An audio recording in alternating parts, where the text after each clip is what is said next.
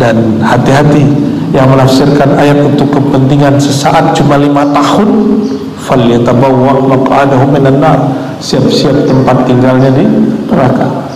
Ini Nabi yang ngancem, bukan saya ngancem ya. Orang yang memanfaatkan ayat untuk kepentingan 5 tahun ya, siap-siap ya.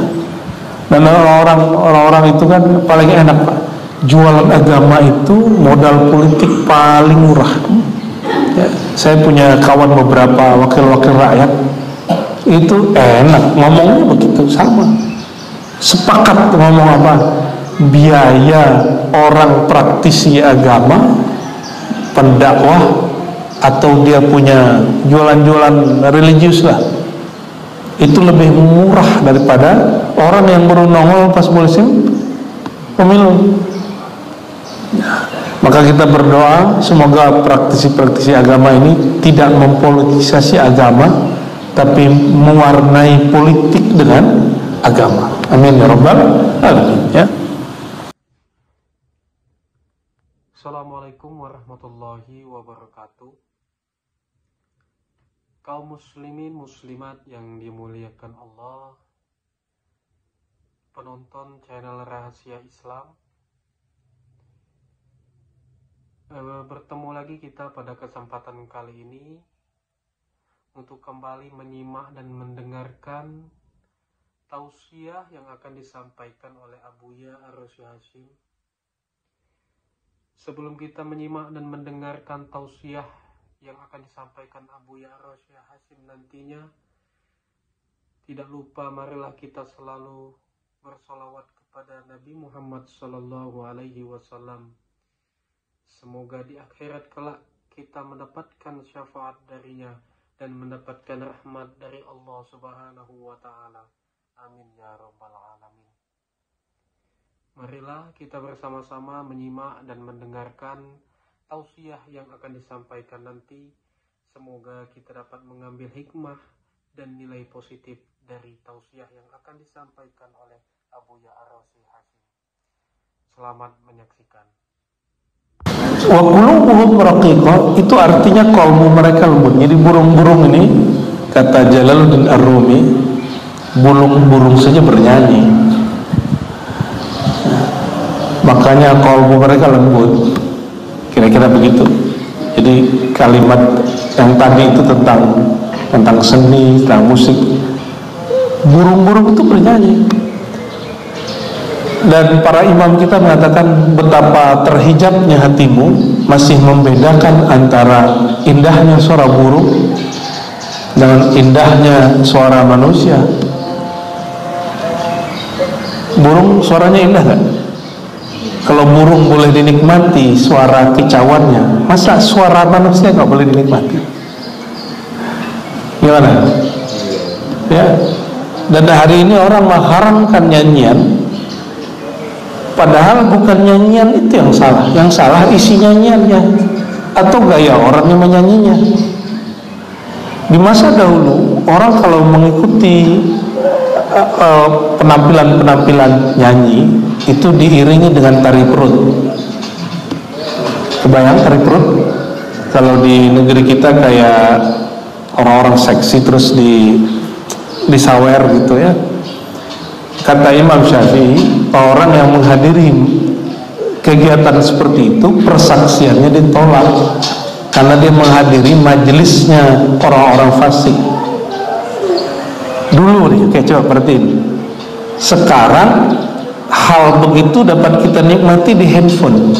Apakah setiap orang yang menyaksikan itu di handphone persaksian dia ditolak karena dia nonton sesuatu yang fasik? Maka ternyata kita yang salah dapat riwayat. Imam Daruqutni punya kitab Sunan Daruqutni, itu meriwayatkan satu kalam dari Nabi SAW bahwa yang haram itu bukan musiknya, bukan syairnya. Yang haram itu isinya. Hasanuhu hasan, gitu di dalam riwayat beliau. Yang kalimatnya bagus, hukumnya bagus. kita ini nggak bisa lepas dari suara-suara dan indah. Betapa anehnya ada radio mengharamkan musik, tapi antara acara dengan acara tertentu diputarnya bunyi suara burung. Itulah pertanyaan kami, ya. Kalau burung boleh berkicau, masa manusia nggak boleh berkicau? Kalau burung berkicau bernyanyi, masa kita nggak boleh bernyanyi? Kalau dengerin suara burung itu halal, kenapa suara manusia nggak halal? Nah, itulah bahaya doktrin. Ketika orang didoktrin bahwa ini haram dan tidak memperhatikan sesuatu yang lain. Dan kalau kita buka Sahih Bukhari, Sahih Muslim, itu Nabi dan para sahabat kalau lagi kerja bakti selalu bersyair dan mendendangkan syairnya.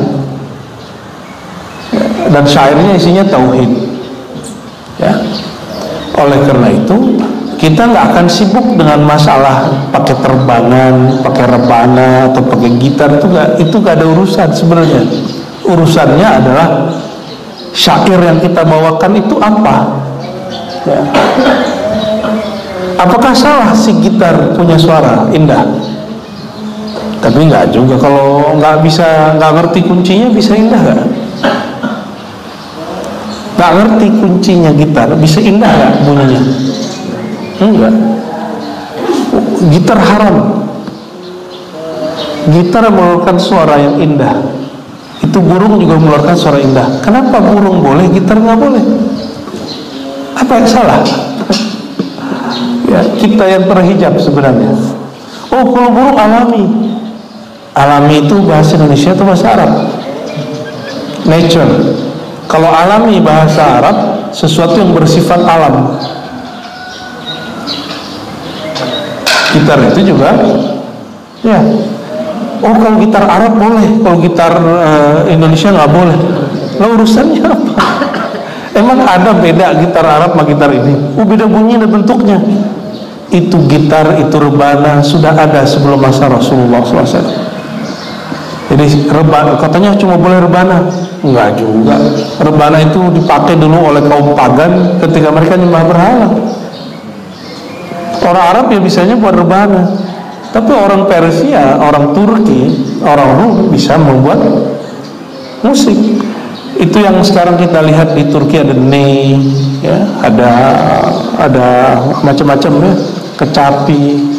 Itu beberapa jenisnya diciptakan oleh seorang Muslim hafiz Quran namanya Al-Farabi, Abu Nasr Al-Farabi, yang dikafirkan oleh sebagian orang. Saya tidak mengkafirkannya. Maka teman-teman, sahabat-sahabat, saudara-saudariku yang bukan Allah, waqilah qulubuhum raqiqah, ini penting, ya. Kalau burung itu hatinya lembut, itu karena mereka suka bernyanyi. Begitu kata beberapa guru kami, ya. Dan ternyata mereka guru-guru kita, ketika kita cek, itu diambil dari kalam-kalam Jalaluddin Ar-Rumi, ya. Dan orang-orang yang masih memisahkan antara suara alat musik, suara burung, suara indah manusia, itu orang-orang yang hatinya terhijab daripada Allah Subhanahu wa ta'ala, ya. Satu kali Nabi Muhammad SAW lagi jalan malam-malam, tiba-tiba beliau berhenti, dan berhentinya lama. Ternyata di samping beliau berdiri itu ada rumah Abu Musa al-Ash'ari. Abu Musa sedang membaca Al-Quran, dan itu indah sekali. Besok pagi Nabi mengatakan Abu Musa diberikan suara seruling Daud. Tapi apa pendapat kita semua jika suara Nabi Daud itu burung yang tadinya nyanyi ikut dengerin? Nabi Daud kalau sudah asik baca Mazmur atau Zabur, itu bisa 2-3 hari nggak berhenti, nggak makan. Dia cuma baca, dan indah sekali. Jadi Zabur itu kitab suci yang dibaca dengan suara indah. Angin berhenti, hewan berhenti. Itu hewan karena dia nggak sadar, dia belum makan, tapi dia sudah berhenti, itu mati di situ. Jadi beberapa burung dehidrasi mati. Beberapa hewan nggak makan, mati dalam mendengarkan suara Nabi Daud. Angin berhenti, ternyata berhenti. Tapi manakah yang lebih dahsyat? Bacaan yang membuat burung-burung berhenti, angin berhenti, atau bacaan yang membuat Sayyidina Muhammad SAW berhenti? Ini yang baca Abu Musa al-Asy'ari, yang berhenti siapa? Nabi Muhammad SAW. Apa kata beliau? Kata Abu Musa, kalau aku tahu kau sedang mendengarkan ya wahai baginda, aku akan membaca lebih indah dari itu. Ya, maka setiap umat Nabi Muhammad ini adalah pewaris Nabi terdahulu. Jadi kalau ditanya pewaris Nabi Daud di kalangan umat Nabi Muhammad, sahabat Nabi siapa saat itu? Nabi Daud, pewarisnya adalah Abu Musa al-Asy'ari, ya, radhiyallahu ta'ala anhu. Hadis yang ke-5, ya, sebentar ya.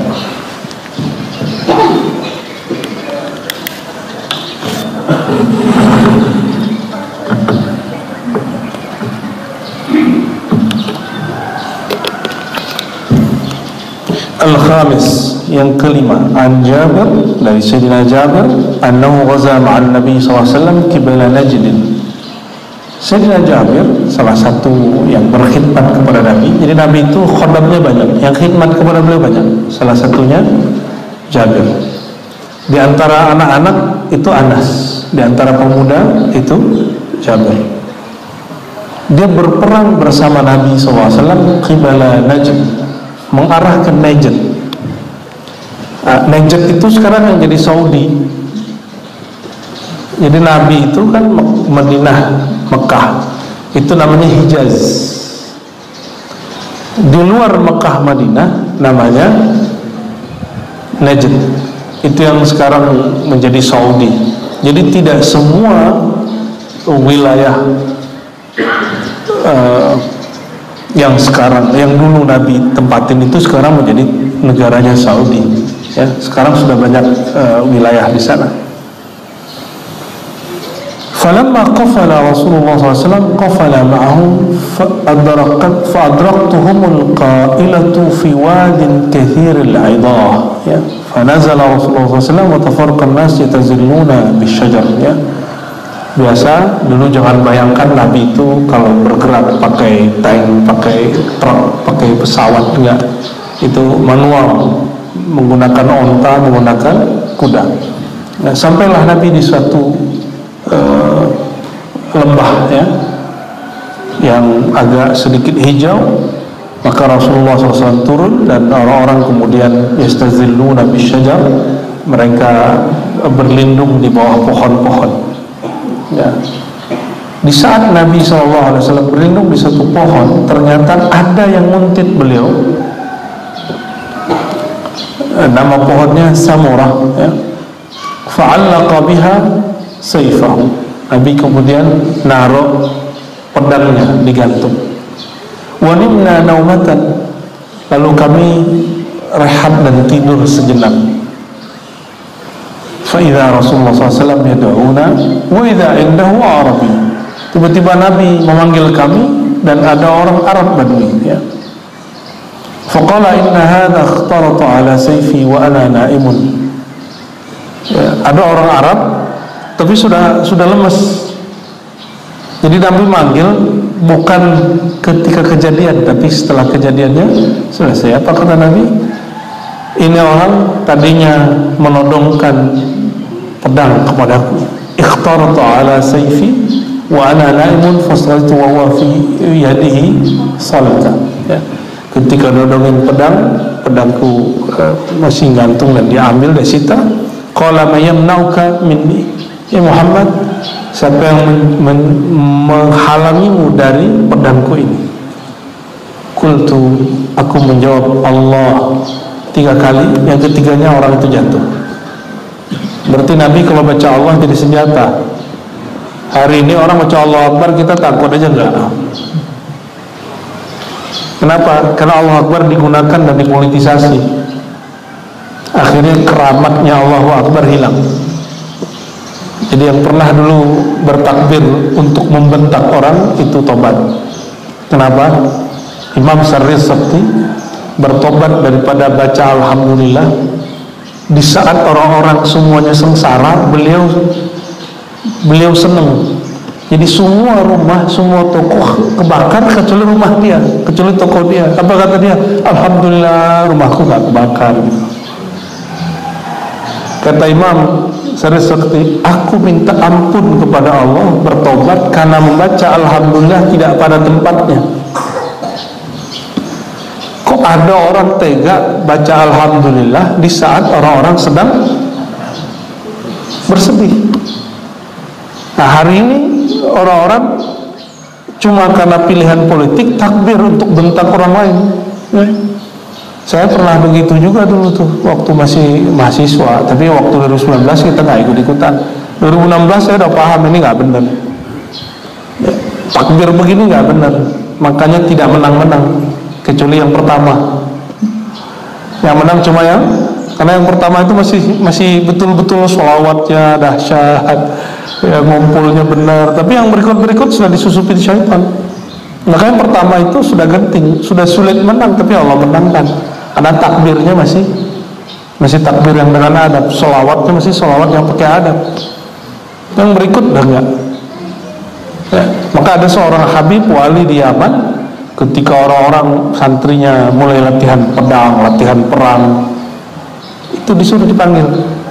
Kamu untuk apa latihan pedang, latihan perang?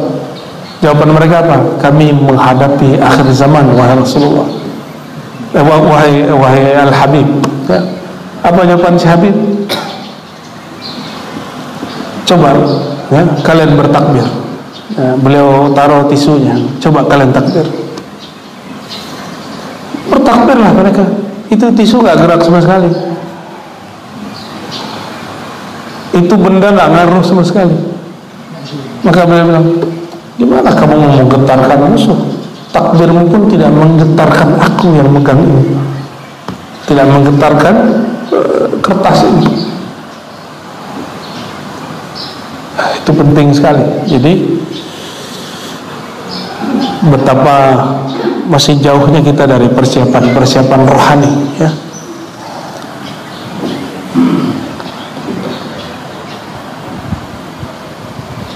Ketemulah saya dengan seorang politisi yang dulu memanfaatkan takbir itu. Saya ngomong gini, bang, kamu tunggu jawab itu. Udah banyak itu orang sekarang udah benci-bencian tuh. Yang pilih A udah benci sama pilih B. Sampai sekarang saya bilang gitu. Kamu tunggu jawab itu. Pakai takbir loh. Yang ini takbir juga loh. Yang ini takbir, sama-sama takbir. Apa jawaban dia? Waduh, di belakang saya ada lagi yang lebih ganas katanya. Jadi memang disetting untuk menggoyahkan umat Nabi Muhammad SAW. Nah, maka teman-teman saudara karena Allah, itu pelajaran bagi kita. 2024 ini kan sudah dekat, jangan sampai mau dimanfaatkan lagi. Coba lihat, ini partai Islam ada berapa? Partai Islam P3 yang tua dulu dah, Masyumi, PKB partai Islam kan nasionalis. Partainya nasionalis tapi orangnya orang NU kan gitu. PAN partainya nasionalis tapi orangnya orang Muhammadiyah kan gitu. PKS umat, partai umat masuk ya. Berarti udah 6. Partai apa lagi? PBB. Oh, masih ada nyawanya tuh. Udah 7. Apa lagi? Dari 7 partai Islam itu, kalau didulukan orang kemudian benci PBB, oke, anggap saja itu nggak masukin dulu. 6. Dari yang 6 ini mana yang paling betul-betul mewakili suara Tuhan? Kan semuanya bawa agama, dan agama yang dibawa Islam. Maka benarlah kata Imam Ghazali dari gurunya Al-Juwaini. Apa kata Imam Juwaini? Jangankan persoalan hukum politik, yang mana hukum politik itu cabang dari ilmu muamalat, fikih muamalat, bukan bank muamalat ya. Jadi dalam fikih itu ada dua bab ibadat, ada bab muamalat, ibadat kepada Allah, muamalat sesama makhluk. Mulai dari transaksi, jual beli, sewa, gadai, sampai kepada bab politik. Jika di dalam bab ibadat pun boleh berbeda, ada yang kunut, ada yang tidak kunut, ada yang jahar bismillah, ada yang tidak jahar bismillah. Apalagi dalam bab muamalat, itu kata beliau. Tapi kok muncul orang-orang yang tidak mau terima bab muamalat itu beragam, padahal sholatnya beragam. Nah, berarti dia korban. Mungkin di antara kita ada dulu yang pernah jadi korban. Ya, jangan berlarut-larut. Masih ingat dulu Metro TV disebut Metro apa? Tipu. Partai di belakangnya partai. Ya, sekarang berbalik, malah dukung orang yang dulu didukung oleh musuhnya dia. Ya, jadi yang abadi di dalam politik itu bukan kebenaran, tapi kepentingan. Ya, dan jangan mau diperalat oleh kepentingan itu. Ya, kita yang sasaran nanti. Ya, satu grup keluarga pecah cuma karena beda postingan. Ya. Dan saya sampaikan ini di mana-mana sebagai orang yang mengajarkan hadis, bukan sebagai politisi ya. Saya bukan juga PNS, bukan polisi, bukan tentara. Kita umat Nabi Muhammad SAW yang wajib tawasau bil haq, tawasau bis sabr. Ya. Nggak paham dulu, masa sekarang nggak paham lagi? Ya. Nah, biar antum tambah matang. Nanti akan ada, kalau seperti dulu ada yang bilang ini partai Allah, ini partai syaitan, ini pilihan Allah, ini pilihan syaitan. Dari 6 atau 7 partai Islam tadi, mereka beda pilihan nggak? Sekarang ada tiga calon, mana yang paling Islami? Mana yang paling Islam? Hah? Kan nggak ada. Nggak ada. Yang paling gampang itu sederhana sebenarnya. Di masa Rasulullah ada pemilihan nggak? Rasulullah dipilih oleh masyarakat atau dipilih Allah? Ya, berarti pemilihan itu baru muncul belakangan. Oleh karenanya beda pilihan tidak berkait dengan sunnah manapun, dalil Quran manapun. Ya. Kalau ada orang mainkan dengan ayat, itu penafsiran terhadap ayat. Dan hati-hati yang menafsirkan ayat untuk kepentingan sesaat cuma 5 tahun, falyatabawwa maq'adahu minan nar, siap-siap tempat tinggalnya di neraka. Ini Nabi yang ngancem, bukan saya yang ngancem. Ya. Orang yang memanfaatkan ayat untuk kepentingan 5 tahun, ya, siap-siap. Ya. Dan orang-orang itu kan paling enak, Pak. Jualan agama itu modal politik paling murah. Ya, saya punya kawan beberapa wakil-wakil rakyat, itu enak ngomongnya begitu, sama sepakat ngomong apa, biaya orang praktisi agama, pendakwah, atau dia punya jualan-jualan religius lah, itu lebih murah daripada orang yang baru nongol pas musim pemilu. Maka kita berdoa semoga praktisi-praktisi agama ini tidak mempolitisasi agama, tapi mewarnai politik dengan agama. Amin ya rabbal alamin. Ya. Ini riwayatnya hampir sama. Ya. Kita masuk ke hadis berikut, hadis tentang burung diulang 2 kali. Tadi sahabat Abu Hurairah, juga ada Umar, ya. Tapi lafaznya lebih eksplisit. Kata Sayyidina Umar, sami'tu Rasulullah SAW, aku mendengar Rasulullah SAW bersabda, "Lau annakum tatawakkaluna 'ala Allah haqqa tawakkuli."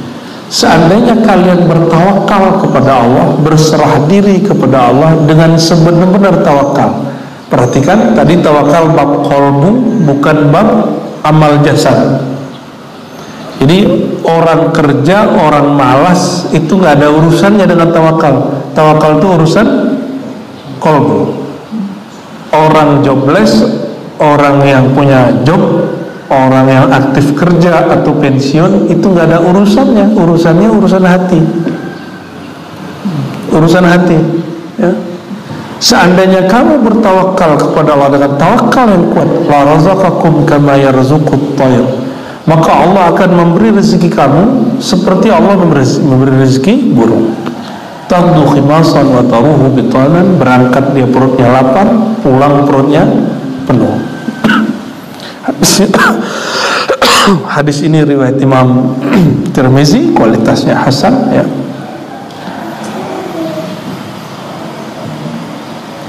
Hadis ke-7 dari bab al-yaqin dan tawakkul. Dari Abu Umarah Al-Bara ibn Azib qala,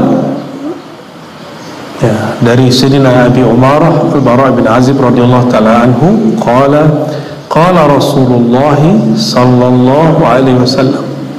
Ya, ini Nabi mengajarkan berdialog dengan diri setiap mau tidur.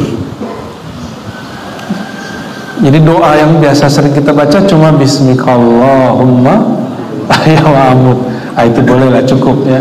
Cuma ingin nambah gak ilmunya? Ya. Ini buku sudah ada terjemahannya, Riyadhus Shalihin. Tidak mesti punya kitab hadis satu lemari kayak guru-guru kiai dan santri. Coba cari nanti terjemahan Riyadhus Shalihin, dan satu lagi Al-Azkar An-Nawawiyah, zikir-zikir Nabi yang ditulis oleh Imam Nawawi. Nah, salah satunya adalah bab tawakal. Di bab tawakal, setelah disebutkan bahwa tawakal itu adalah kondisi hati, konsep berfikirnya di dalam hati, maka sekarang ada wiridnya, ada bacaannya. Inilah perbedaan antara Nabi SAW yang ahli ma'rifat dengan orang-orang yang hari ini suka wiridan. Jadi orang hari ini memburu wiridan ijazahan, bukan memburu pemahaman. Didatang ke kiai pasti bilangnya gini, "Yai, apa wirid supaya dagangan aneh laku gitu." Apa wirid supaya kerjaannya sukses. Jadi kita itu datang ke kiai minta beban, padahal ada yang membuat kita nggak terbebani dengan beramal. Itulah bab tawakul. Dia tetap beramal tapi nggak merasa terbebani. Ya, ini dia ya. Nabi SAW mengatakan, "Ya fulan, wahai tuan, idza awaita ila firashika, jika engkau pergi hendak mau tidur ke kasurmu, faqul, maka bacalah, Allahumma aslamtu nafsi ilaik, ya Allah, aslamtu, aku islamkan diriku kepadamu." Apa arti Islam? Serahkan. Aslamtu nafsi, aku serahkan jiwaku, keakuanku. Nafsi bahasa Arab itu diri. Namun dalam ilmu kerohanian, nafsi itu keakuan. Aku leburkan, aku nolkan keakuanku pada dirimu. Ya, karena kita ini sering beramal pun udah nyampe di Mekah itu masih ingatnya diri, ego, bukan dengan Allahnya. Udah sholawat, yang dipikirkan masih diri. Padahal sholawat itu lafaznya, ya, lafaznya sholawat apa? Allahumma sholli, ya Allah, sampaikanlah salam, sholawatlah engkau kepada Nabi Muhammad. Berarti yang sholawat siapa? Allah. Sallallahu ala Muhammad. Allah bersolawat kepada Nabi Muhammad. Yang sholawat siapa? Ya. Udahlah Allah yang sholawat, kita dikasih 10. Satu kali engkau bersolawat, engkau dapat keberkahan 10. betapa Allah itu tidak keakuan. Masa kita datang kepada Allah dengan keakuan, ya? Maka aslamtu nafsi ilaik, aku leburkan egoku, keakuanku kepada Engkau. Wajjahtu wajhi ilaik, aku hadapkan wajahku kepadamu. Allah itu wajahnya tidak berupa, wajahnya tidak berwarna. Hanya Dia yang tahu yang disebut wajahnya. Kalau disebut aku hadapkan wajahku pada wajahmu, dalam Quran fa aynama tuwallu fathamma wajhullah, kemanapun engkau menghadap, di situ wajah Allah.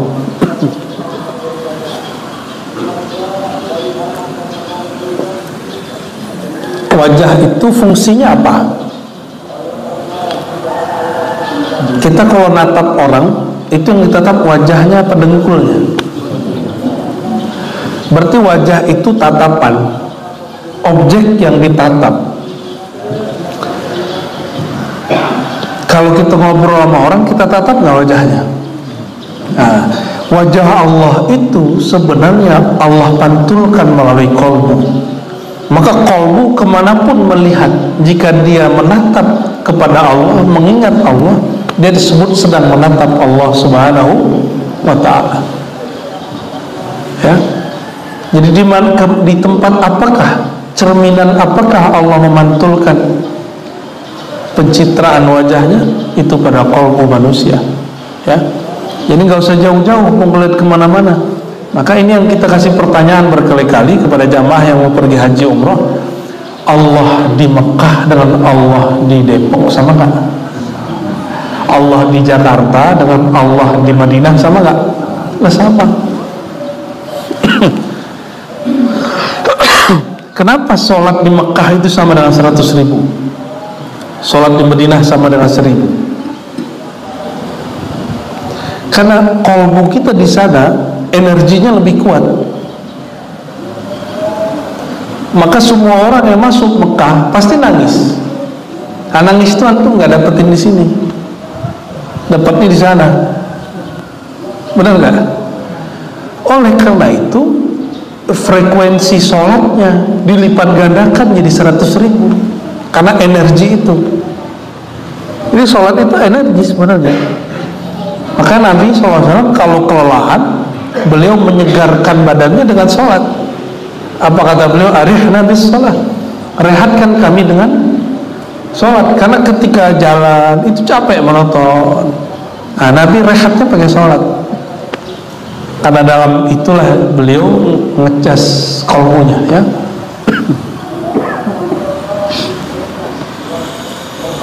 Jadi wajah tu wajhi ilaik, aku hadapkan wajah kolbuku, wajah ruhku kepada engkau. Wa fawwadtu amri ilaik, dan aku serahkan semua urusanku kepada engkau. Wa alja'tu dhahri ilaik, dan aku sandarkan punggungku kepadamu. Ya. Berarti semua masalah kembali kepada Allah. Jadi kenapa orang sulit tidur? Karena urusan dia belum diserahkan kepada pikirannya masih banyak. Oh ini belum nih, ini belum ya, gitu dah. Akhirnya kelelahan baru tidur. Jadi tidurnya tidak bernilai. Tidurnya hanya untuk tubuhnya. Tidurnya belum untuk ruhnya. Coba sekarang mulai malam nanti ini dicari doanya. Ya, dicari buku ini, bab yakin tawakul, atau dicari kitab Azkar Nawawi, sudah ada di online. Cari doa-doa sebelum tidur dan salah satu doa sebelum tidur ini. Bedanya kitab Azkar Nawawi itu manual amalan doa. Kalau ini disebutkan makrifatnya doa itu apa? Ini dia. Karena setiap doa itu ada nilainya. Nilainya doa A ada pada bab tawakal. Ini kabut asap atau kabut embun ini? Embun, masih embun ya, alhamdulillah. Depok masih aman berarti. Jakarta sudah gawat ya. raghbatan wa rahbatan ilaik, dengan penuh harap dan takut kepada engkau. La malja wa la manja. Jadi manja itu bahasa Arab ternyata ya. La malja, tidak ada tempat menyandarkan diri, wa la manja. Tapi jangan cocok logi. Manja bahasa Arab tempat jalan keluar, mencari jalan keluar. Kalau manja bahasa Indonesia bermanja-manja lain ya. Wala manja minka illa ilaik. Tidak ada tempat mencari keselamatan dari siksamu kecuali kembali kepada engkau. Jadi kalau kita ketemu orang jahat, selamatnya itu menjauh dari dia. Tapi kalau kepada Allah supaya selamat, karena Allah ini bukan penjahat, maka kembali mendekatinya ya. Amantu bi kitabika alladhi anzalta, aku percaya dengan semua kitab yang kau turunkan, dan wa nabiyyika alladhi arsalta, dan nabi yang kau utus. Ini cuma 2,5 baris. Apa kata Nabi?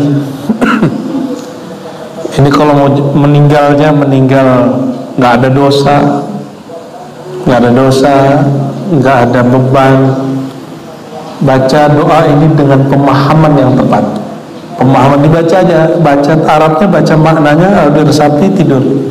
Kata Nabi, fa innaka in mutta min lailatik, jika engkau mati malam itu, mitta 'alal fitrah, engkau mati seperti baru lahir.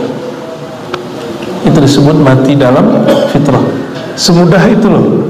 Allah itu hanya perlu pengakuan. Jadi kita ini melafazkan pengakuan, Allah terima. Wa in asbahta, jika engkau masih diizinkan bangun pagi, itu adalah asabta khairan, engkau mendapatkan kebaikan dan keberkahan. Pasti happy ya, pasti orang begitu happy ya. Kalau saya dulu masih ingat, kalau sebelum tidur itu ingat ini, ya besok ngantor lagi, harus tidur segera gitu. Jadi yang dipikirkan kolbunya hanya menatap pekerjaan, maka bangun tidurnya lelah, nggak rehat ya, bener ya. Besok baru bangun tidur, bukan mikirin gimana mau ke masjid duluan, tapi baru bangun, aduh kerja lagi nih, berangkat lagi nih. Malam tadi saya pulang jam 12 dari kajian kami di Ciputat. Kebetulan kami menghidupkan maulid full, baca full dari maghrib sampai jam berapa gitu, maulid habis itu zikiran. Jam 12 baru beres. Ya Allah, itu Ciputat nggak ada matinya, macetnya Masya Allah ya. Belum naik flyover udah macet kan ya, masih turun itu mau parah lagi. Itu pasar Ciputat. Tapi kalau nggak ada begitu, mati juga ekonomi kita ya. Seperti zaman pandemi. Ini bapak-bapak ini pandemi kan di rumah aja ya. Saya enggak, saya pandemi itu tiap malam, hampir tiap malam keluar. Cuma ngelihat ya, menangisi apa yang dilihat sebenarnya.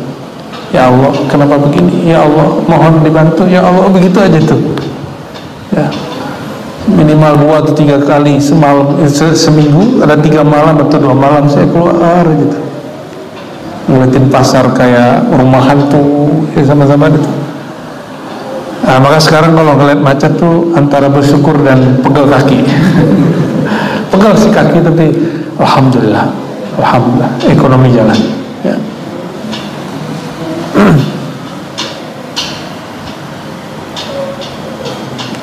Idza ataita marja'ak fatawadda wudu'aka lis-shalah. Nah, di riwayat Imam Bukhari ada tambahan. Kalau engkau mau tidur, maka wudu'lah seperti wudu' sholat. Jadi wudu' itu ada wudu' secara bahasa, ada wudu' secara syariat, fikih. Wudu' secara bahasa artinya latar-lak, itu artinya bersih. Maka kalau mau makan, itu cuci tangan itu disebut wudu'. Dalam hadis dikatakan sebelum engkau makan maka berwuduklah. Itu wudu di situ artinya cuci tangan. Jadi membersihkan diri itu disebut berwudu, bertaharah. Tapi yang dimaksud Nabi bukan wudu secara bahasa. Ini wudu untuk sholat. Wudu untuk sholat cukup cuci tangan, mesti lengkap. Wah, ini rahasia luar biasa. Orang yang tidur dalam keadaan wudu, ini tanya ahli-ahli kulit. Kalau orang tidur terus ada nempel di mukanya, bahkan minyak dia sendiri, itu bangun tidur kulitnya nggak bagus. Ya, karena kulitnya nggak bisa napas. Benar, dokter ya. Nanti kalau salah tolong dilurusin ya. Apalagi dia pasang itu yang dipakai ibu-ibu ini, ya cat gitu ya. Catnya macam-macam tuh mereknya tuh. Padahal nih ibu-ibunya nggak pakai juga udah cantik kan. Ya biasalah ya. Saya dulu pakai bedak Pak, percaya nggak? Saya kemana-mana tuh buat tisu dulu tuh. Tisunya tisu ya gitulah. Ya sekarang pun masih, cuma nggak kayak dulu ya. Dulu itu pakai pembersih. Tapi lama-lama ini jadi cowok tersiksa begini. Kenapa? Setiap kali mau ke kampus nggak pede kalau nggak bersihin muka dulu, nggak pasang dulu tuh. Aduh, ribet bener ini. Saya lihatlah orang yang paling cakep di ruangan saya itu, saya tanya, kamu pakai bedak nggak? Enggak. Terus kok mukanya bisa glowing gitu? Sekarang istilah glowing. Ya, saya mah mandi aja. Tapi sebelum tidur dia cuci muka. Oh, berarti yang penting ini sebelum tidur. Cowok. Kalau cowok kan, ini kalau dibedakin malah jadi aneh gitu.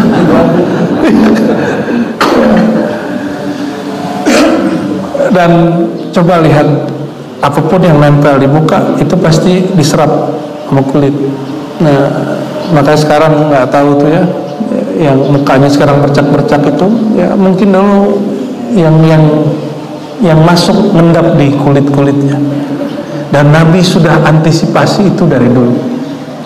Padahal Nabi belum belajar kuliah kecantikan gitu, nggak ada ya. Apa kata beliau? Kalau engkau mau tidur, wuduklah seperti wuduk sholat.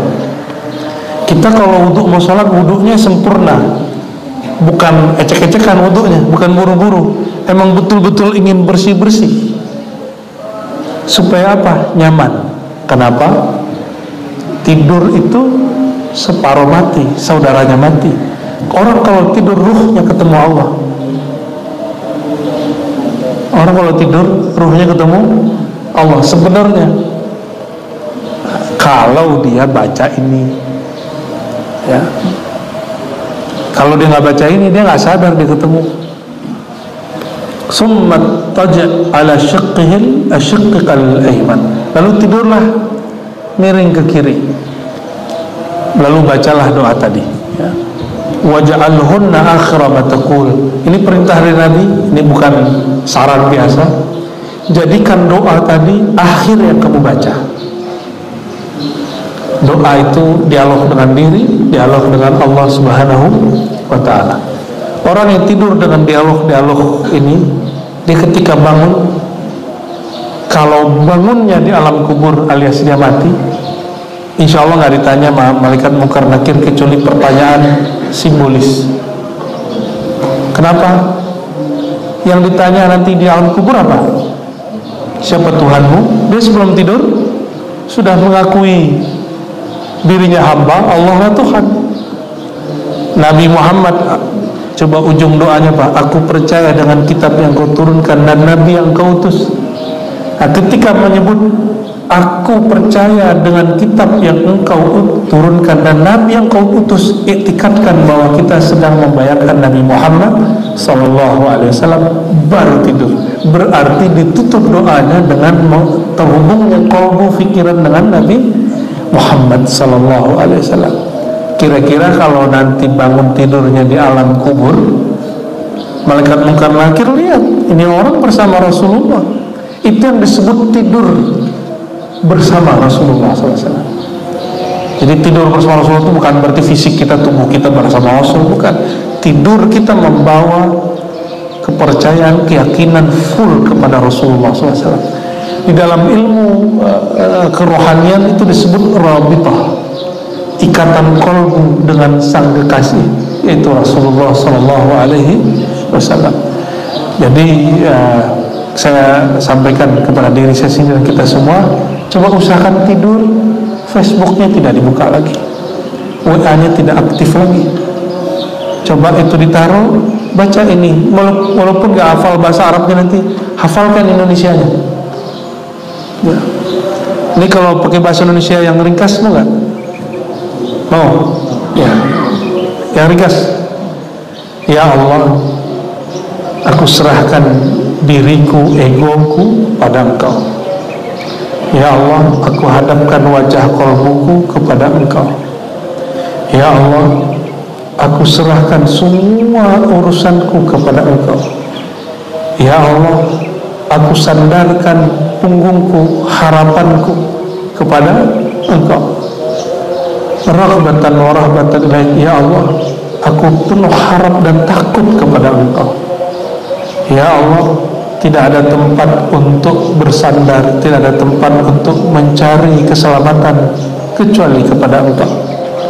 Ya Allah, di bagian terakhir, aku percaya dengan kitab yang Engkau turunkan, dengan Nabi. Nah, di sini bayangkan Nabi Muhammad dan Nabi, yaitu Nabi Muhammad yang Engkau utus. Tidurlah dengan rasa itu. Kau perlu tambahin dengan sholawat dalam hati. Tidur dengan rasa itu, insya Allah dibersamai Rasulullah SAW. 1 sholawat, 10 rahmat. Langsung dijawab Rasulullah SAW. Dan orang-orang yang mengamalkan ini, beberapa sahabat saya sudah merasakan pertemuan rohani dengan Rasulullah SAW. Ya, alhamdulillahirabbil alamin. Namun dia bertemu Rasulullah di saat dia lupa untuk menginginkan mimpi. Lagi menggebu-gebu ingin ketemu Rasulullah dalam mimpi, nggak dapat. Tapi ketika dia rajin mengamalkan ini dan penuh rasa harap, Allah beri dia ketemu rohani Rasulullah SAW, padahal dia lupa memimpikannya. Ya, bagi saya lebih utama mengingat Nabi dalam keadaan sadar daripada mimpi ketemu Rasulullah. Nih, boleh kita berbeda pendapat ya. Kenapa? Mimpi bisa dikendalikan. Maka orang ketemu mimpi itu anugerah, ahwal bahasa Arabnya. Tapi kalau lagi sadar begini bisa ingat Nabi, wah itu makom. Itu yang dihisab sama Allah. Dengan itu kita bertemu Allah Subhanahu wa ta'ala. Dikit lagi ya, tanggung biar bulan depannya pindah bab.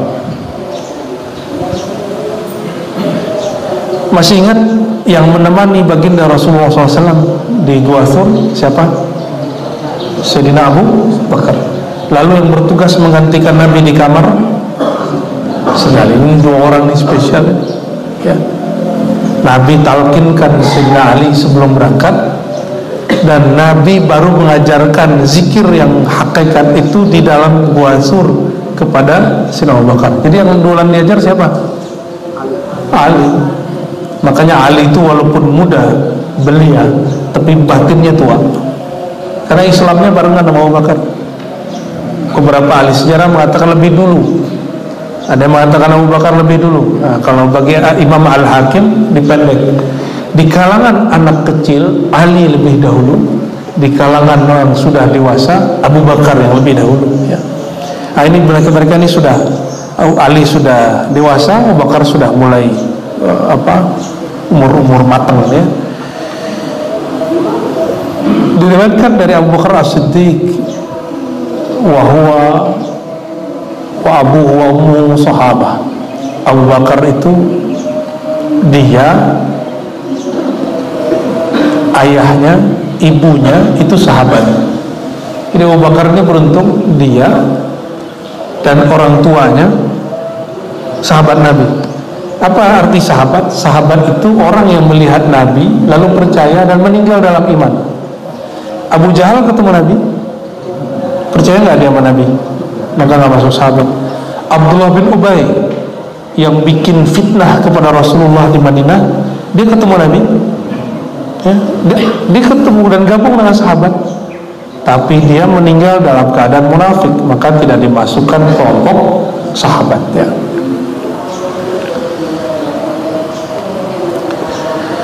Nazartu ila aqdamil musyrikin, kata Abu Bakar As-Siddiq, saat kami bersembunyi di Gua Thur wa nahnu fil ghar, kami melihat kakinya orang musyrik itu berjalan ya. Wa hum ala ru'usina, mereka jalan-jalan di atas kepala kami di bawah gua. Faqultu ya Rasulullah, lalu aku berbisik kepada Rasulullah, anna ahadahum nazara tahta qadamai la absarana, seandainya mereka sedikit melihat ke bawah pasti kita kelihatan wahai Rasulullah. Faqala ma zannuka ya Aba Bakr bithnaini Allahu thalithuhuma, apa pandanganmu wahai Abu Bakar jika ada orang berdua yang ketiganya Allah? Dia kalah atau menang? Pasti menang. Langsung Abu Bakar diam. Padahal di saat itu ada satu riwayat kakinya digigit oleh binatang berbisa, dan dia membiarkan itu karena melihat Rasulullah tertidur di pahanya ya. Begitu akrabnya Nabi dengan para sahabat ya. Cuma sahabat tertentu yang Nabi tidur di pahanya gitu ya, santai-santai kayak kita. Masih ingat nggak waktu muda-muda banget, nongkrong-nongkrong, terus ada yang nyadar-nyadar punggungnya? Ini bukan homo ya. Kalau sekarang begitu kita curiga dia homo. Kalau dulu itu kedekatan yang luar biasa ya. Hadis yang ke-9, nah, kalau tadi tawakal dibawa masuk tidur, sekarang tawakalnya dibawa ke dunia kerja, mau berangkat. Tadi mau masuk ke alam bawah sadar, sekarang mau masuk ke alam sadar. Ini canggih benar ya. Ini canggih benar. Orang yang pernah belajar training, motivasi dari berbagai trainer dan motivator, itu kalau ngerti bab ini dia mikir, aduh Rasulullah mengajarkan ini gratis loh ya. Sedangkan kita kalau ikut Mario Teguh, masih ingat ya? Yes, super gitu. Cerita dia sekarang kita sedih, nggak usah kemudian senang dengan aib yang dia alami. Kita doakan dia cepat selesai ya. Jangan senang kalau ada orang susah. Bayangkan kalau kita di posisi dia, pasti kita pengen ada orang yang membela ya. Karir yang tinggi sekarang kemudian jatuh sekali ya.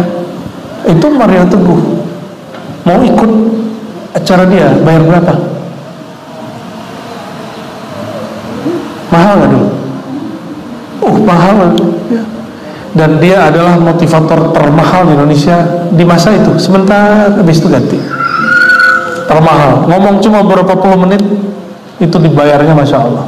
Walaupun nggak sampai sekian M seperti motivator dari Barat itu ya, tapi untuk ukuran Indonesia ya, itu luar biasa sekali.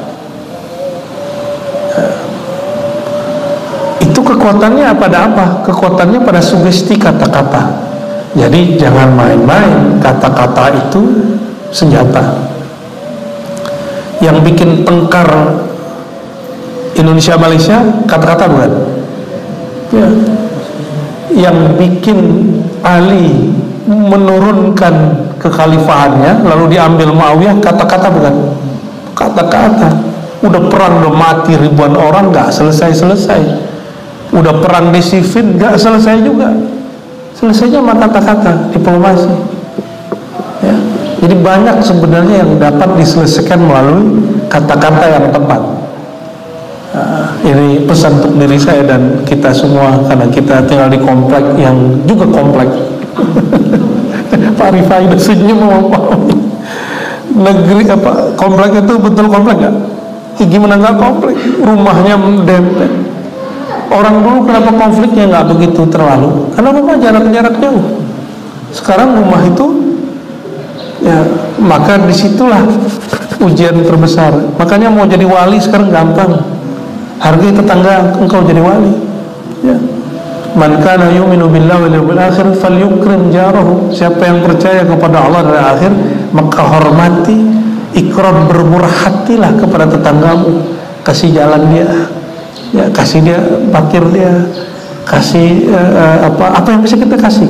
Kasih senyum cukup. Masa kasih senyum nggak mau? Ya, apalagi mau menyapa, mau bantu, ya tetangga juga nggak mau diapa-apain, nggak direpotin kok. Sebenarnya konsep-konsep perumahan modern itu sudah sangat bagus, tanpa sekat-sekat yang banyak. Cuma ya, kita ini ada otak namanya reptilia. Itu pertama lihat orang itu kayak pengen nyatok langsung gitu. Otak kesini, otak suzon. Ya, di sini nih otaknya. Dia sedikit aja, cuma 5-10% doang. Dan kita jarang mengaktifkan yang di belakang sini. Yang dia berbaik sangka, yang dia kritis tapi kritisnya positif. Ya, itu yang di belakang sini. Ini yang disebut orang merenung gitu ya, memandang penuh dengan merenung. Benar nggak? Pertama ketemu orang kita curiga. Nah, itu otak reptil. Coba lihat apa tuh yang jalan-jalan kayak komodo itu kecil-kecil itu. Biawak yang kecil-kecil di dekat rumah kita itu loh. Kadal. Awal mulai kita kan gitu. Gimana? Nah, orang kalau manusia yang berakal pertama ngeliat orang begini, apa bedanya dia dengan kadal? Dibentak dikit lari gitu. Merasa terancam, keluarin bisanya. Padahal Nabi Ibrahim ketika terancam baca hasbunallah wa ni'mal wakil. Jadi benarlah Al-Quran menyebut ulaika kal an'am. Mereka itu manusia tapi wataknya sama dengan binatang. Ya, tubuh ini kan mirip-mirip dengan binatang. Bedanya kita punya ruh, punya qalbu. Ya. Nah ini kalau bahasa sederhananya tadi membawa Nur Muhammad dalam tidur. Kalau ini membawa Nur Muhammad dalam bekerja. Nah, apa yang dibaca? Bismillahi tawakkaltu 'ala Allah. Standar ya? Bacanya standar. Bismillahi tawakkaltu 'ala Allah. Yang biasa kita baca wala haula wala. Nah, itu di hadis yang kedua. Di hadis yang pertama, Allahumma a'udzubika an adilla wa udalla. Ya Allah, aku berjalan berlindung dari tersesat dan disesatkan. An azilla wa udalla. Tergelincir atau digelincirkan. Kan kita udah benar-benar nih jalan disenggol orang. Pernah begitu? Au azlima au uzlama. Aku menzolimi orang di jalan atau dizolimi. Paham ya maksudnya? Lagi di jalan. Ajhal au yujhal alayya. Atau berlaku jahil di tengah jalan, atau ada orang yang jahilin aku. Nah ini dipasang. Nah, orang kalau baca ini dia akan punya kesadaran di alam bawah sadarnya, tapi dia sadar gitu. Nanti kalau ada orang yang aneh-aneh naik trotoar, dia nggak mau naik trotoar itu, coba aja cek. Ada yang kemudian ingin nyalipnya suka-suka, nanti dia nggak akan mau karena sudah baca begini. Ya, ini dahsyatnya ya. Maka saya kalau mau ngebut pakai motor, saya nggak pakai baca doa ini, pakai doa yang satu lagi. Doa yang kedua, Bismillahi tawakkaltu 'ala Allah wala haula wala quwwata illa. Itu bukan jana, ini serius ya. Ya. Kalau lagi mau main-main ke gunung-gunung kan pakai motor juga. Itu bacanya yang kedua tuh. Apa kata Nabi? Kufita hudi yuqalu lahu. Maka akan ada yang berkata kepadanya, itu malaikat, hudita, engkau tidak akan tersesat. Kufita, engkau tidak akan berkekurangan. Uqita, engkau tidak akan tersia-siakan. Artinya pasti dijaga. Wa tanahha anhu syaitan, dan syaitan akan menjauh darinya. Oh, berarti selama ini banyak orang yang jalan itu ke setan karena nggak baca doa begini. Nah, ini yang kita sebut jalan bawa Nur Muhammad. Nur Muhammad itu ajaran Nabi Muhammad Sallallahu Alaihi Wasallam. Nah, terakhir sebagai penutup, hadis yang ke-11. Wah, ini hadis terbanyak selama majelis ini ya. Dari Sayyidina Anas radhiyallahu ta'ala anhu qala kana akhwani ala ahdi Nabi sallallahu alaihi wasallam. Ada dua saudara di masa Rasulullah sallallahu alaihi wasallam, wa kana ahaduhuma ya'ti an-nabiy sallallahu alaihi wasallam wal akhar yahtarif. Salah satunya hanya ngaji-ngaji ke Nabi, yang satunya kerja. Dua orang saudara nih. Satunya cuma datang ke majelis Nabi, yang satunya lagi kerja. Fasyakal muhtarifu akhah. Maka yang bekerja mengeluhkan saudaranya yang jobless ini, yang kerjanya ngaji-ngaji doang. Kepada siapa dia ngadu? Nabi sallallahu alaihi wasallam. Apa jawaban Nabi sallallahu alaihi wasallam? La'allaka turzaqu bihi. Wahai engkau yang bekerja, yang dapat rezeki, tahukah engkau boleh jadi rezekimu diberkahi karena orang itu ngaji kepadaku, karena orangmu itu, saudaramu itu gak bekerja itu, karena ada orang yang engkau tanggung, engkau diberkahi. Jadi bagi yang di rumahnya ada tanggungan, ya, kalau waktu kita jomblo mikirin tanggungan kan capek, tapi ketika sudah menikah malah seru punya tanggungan itu, ya. Makanya pengen nambah, kan? Bukan itu maksud saya. Kita ini tambah tanggungan berarti kita menanggung hamba Allah, maka Allah akan menitipkan rezeki melalui kita. Jadi nggak usah khawatir punya anak, nggak usah khawatir bantu orang, nggak usah khawatir bantu fakir miskin, nggak usah khawatir menjadi donatur tetap fuqara dan masakin, anak yatim. Kenapa? Tambah tanggungan, tambah jaminan dari Allah Subhanahu wa ta'ala. Jadi kenapa hidup kita ini sulit? Karena kita ini kurang tanggungan. Tapi percaya itu tidak, ya itu ada imamnya itu, Ibnu Arabi namanya. Ibnu Arabi ini ada orang datang kepada dia miskin. Apa kata beliau? Ini jangan diamalkan Pak ya. Ini cuma kisah aja, ya. Apa kata beliau? Tazawwaj, kamu nikah. Nikahlah dia. Nggak lama datang lagi, Tuan Syekh, kok saya masih miskin? Kayaknya belum dapat istri yang galak kayak gitu, ya. So, berangkat kamu nikah lagi. Nikah lagi.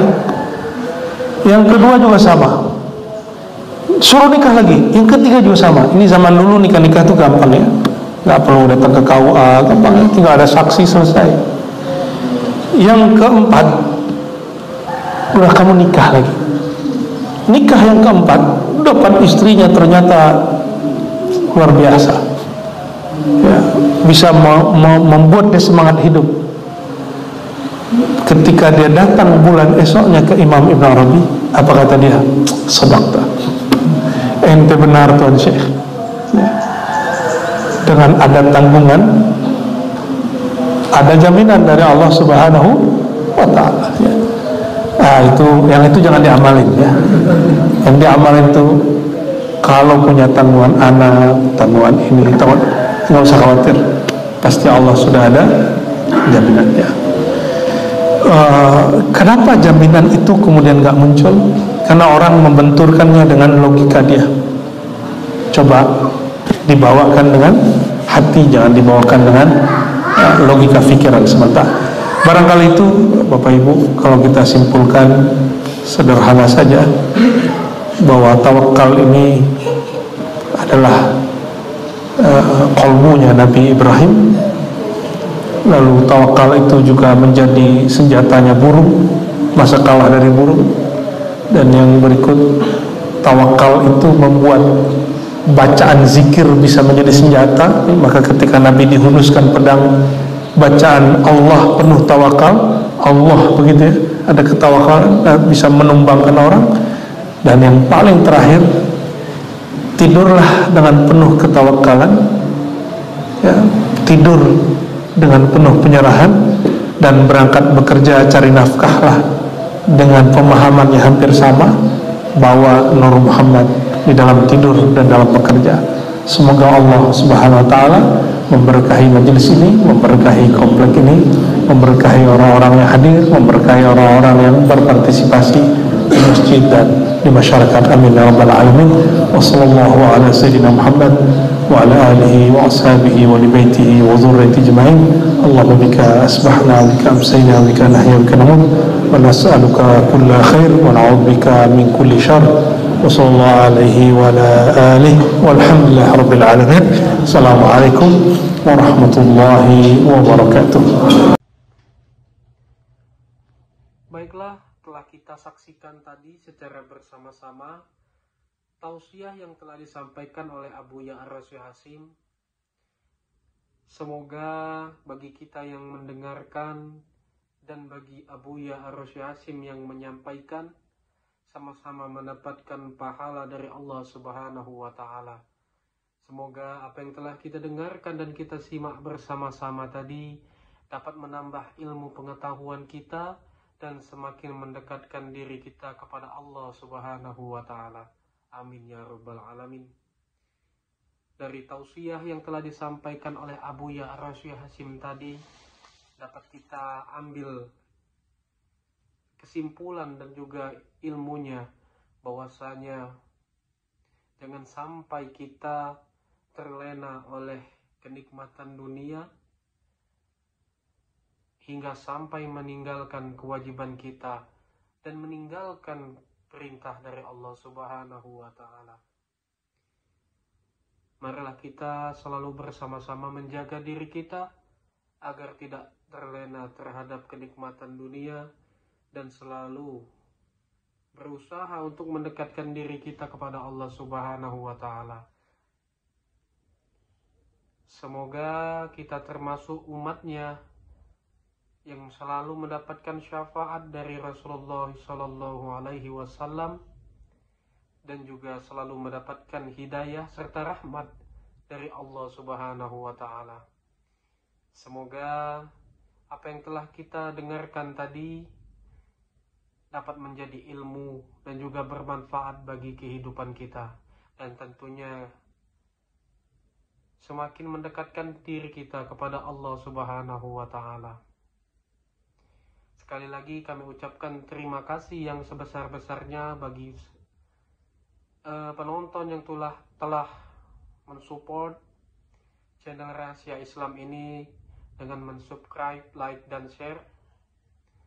Karena dengan bantuan dan support penonton sekalian, kami semakin bersemangat untuk selalu menyebarkan konten-konten yang insya Allah akan memberikan ilmu serta manfaat bagi kita semua. Sekali lagi kami mohon apabila konten kami memberikan manfaat dan juga ilmu serta nilai-nilai positif, mohon bantuannya untuk subscribe, like, dan share. Karena dengan melakukannya kita sama-sama telah menyebarkan kebaikan untuk sesama umat manusia.